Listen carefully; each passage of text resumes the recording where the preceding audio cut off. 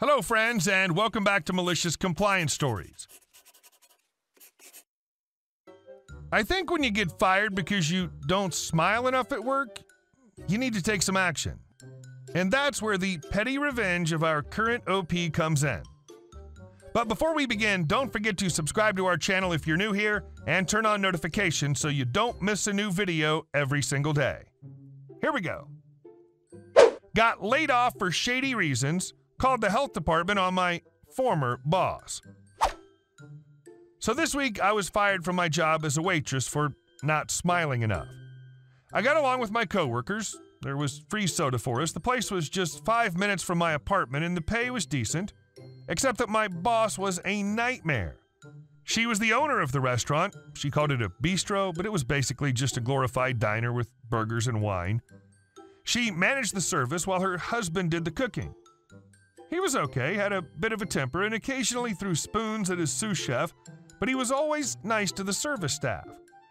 My boss, I'm going to call her Susan, was not. Technically, she also worked as a waitress/bartender there, except she didn't. Usually during peak times when I was waiting 20 tables alone, she would just sit down with some of our regulars and chat or sometimes rant about how useless I was while I was juggling 3 trays in the background.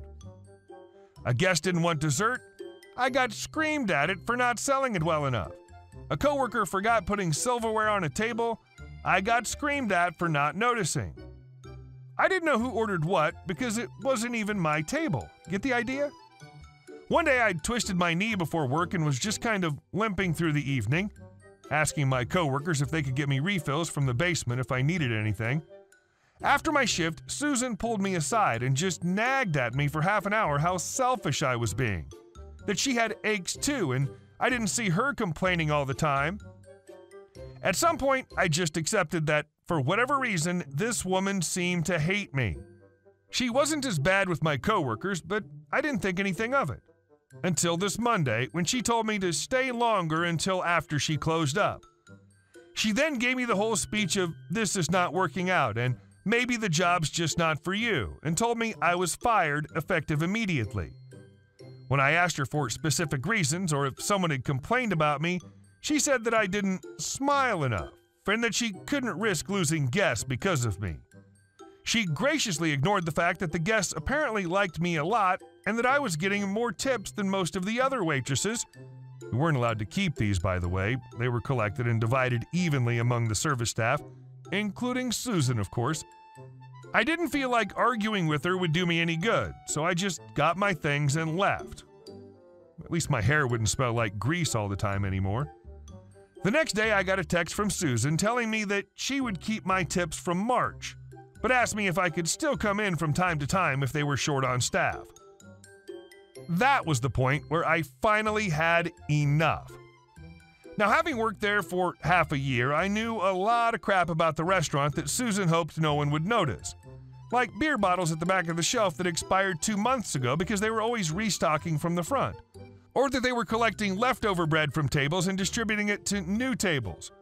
Or the family of mice that was just straight up chilling in the kitchen because the owner was too cheap to get an exterminator. So yesterday I called the health department and asked them to please investigate the restaurant. They said they'd look into it, ASAP. I hope the mice have some more babies by then. Edit. For clarification, I live in Germany. Laws and regulations are probably slightly different than the US or Canada. And our second story. HOA president doesn't like the garden we made. So my wife joined the HOA board a little over a year ago at the request of the HOA president. We'll call him Steve. My wife and Steve got along quite well at the start, but when she started questioning some of his decisions and gave pushback on some votes, he started to dislike her. One of the bigger fights was involving the wooden deck that was on the property. Now, the deck has been an eyesore ever since we moved in 5 years ago. We enjoyed going out on the deck to have the occasional community barbecue, but the wood was getting warped and it started to become a hazard for the younger kids that would play on it. They decided to tear it down, and my wife suggested a community garden. She wanted to pull out all the stops, get some boxes for different plants, a shelf to have snacks and books, sort of as a take one, leave one sort of thing. They get around to tearing it down, and my wife is told she can buy the equipment she needs to set up the garden. Early March, she buys all the needed stuff, such as soil, boxes to put the soil in, seeds, etc. I don't remember everything, but it all cost around $500 after it's said and done. We were able to get reimbursed for everything fairly easy. I should also mention that my wife and a few other members of the board were the ones who tore down and removed all the pieces of the deck from off the property, so they also saved a good chunk of money by not having to hire someone to do all that fun work. Turns out Steve wasn't a huge fan of how the garden turned out, even though most of the people we talked to liked it. Others even donated some of their plants, and one person even bought a fire pit as well. Steve was not impressed. He apparently went around telling people that it looks like a homeless camp. Now, I'll admit it's not the greatest thing out there, but it's still pretty nice, and a lot better than what it used to be. My wife's time on the board was coming to a close. She was getting way too stressed out over her responsibilities and having to defend some of her decisions/votes because Steve would tell neighbors things that painted her in a bad light, so they'd approach her about it. One example to give an idea, a lot of neighbors have been reporting break-ins to their vehicles, so it was proposed to buy security cameras for the parking lot. Steve was against it and suggested they just put up fake cameras as a deterrent to the thieves. Wife explained how insane that was and got everyone other than Steve to vote in favor of actual security cameras. The next day, we get approached by multiple neighbors because Steve told them that she was the one that suggested and got approved that they have fake security cameras instead of real ones, which she had to clarify and bring another member of the board in who was there to back up her side of the story. With a heavy heart, my wife decided to formally resign from the HOA board last month. We found out today that Steve has decided to tear down the community garden. To say we're livid is an understatement. We spent a good amount of the summer watering, building the garden. It's not much, just baby tomatoes, tomatillos, zucchini, blackberries, and bell peppers. But we enjoyed making it. We don't really have much for recourse. My wife just got verbal approval from Steve earlier this year, which at the time they were still close, so she thought it was enough.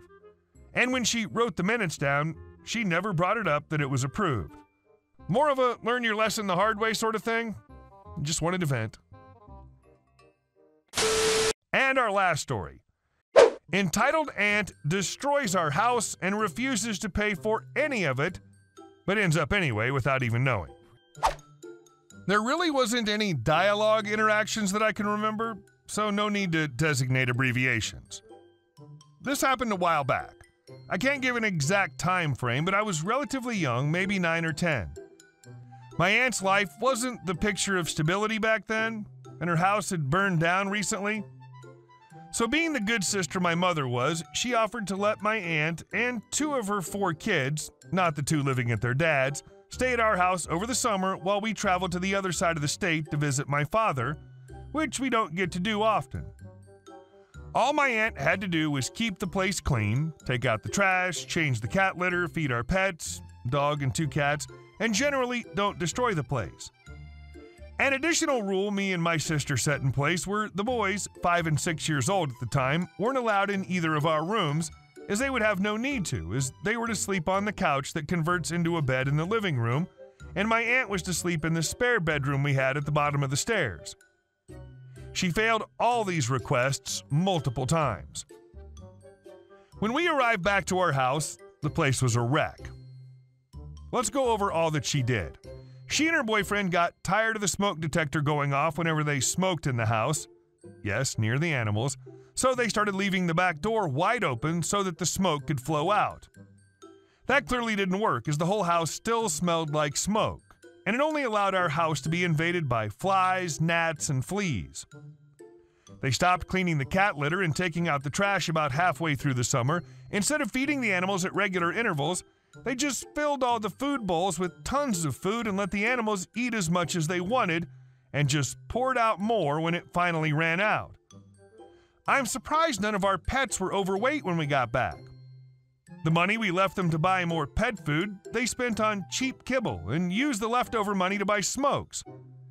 Did I mention her boyfriend was wearing a police-issued ankle monitor the whole time he was there? I don't think I did. Anytime over the summer that they were required to put an address for something, which they had to do more than you would expect, they put our address. We're still getting court summons and parking tickets for them to this day. But the one thing that pisses me off the most at the time, as a 9-year-old boy, is that whenever the kids got bored or she just didn't want to deal with them, she just told them to go find something to play with. So of course they invaded my room and she did nothing to stop them. When we finally came back, we had to cover the costs of bug bombing the house to get rid of the flies, deep cleaning to get rid of the smoke smell, vet-prescribed ointment for the fleas, and replacing all the toys and other stuff that their kids broke. We asked her for the money from her directly, and she just blamed her kids and said that her boyfriend was the one in charge of watching them when they did all that stuff. Eventually, we figured out that the apartment she found was a loft above my grandparents' garage, and she was paying my grandma rent to live up there. Rent that first year had an additional fee which went directly to my mom, without her knowing. She just thought that the rent dropped after the first year, so she ended up paying for everything in the end anyway. Thanks, Grandma. A bit anticlimactic, but that's what happened. My house never was quite the same after that, but I've tried to put the memories behind me and start recollecting some of the stuff that they broke. I don't understand what makes people act like that towards other people's property. Hey guys, thank you all for watching the video. I'll see you in the next one.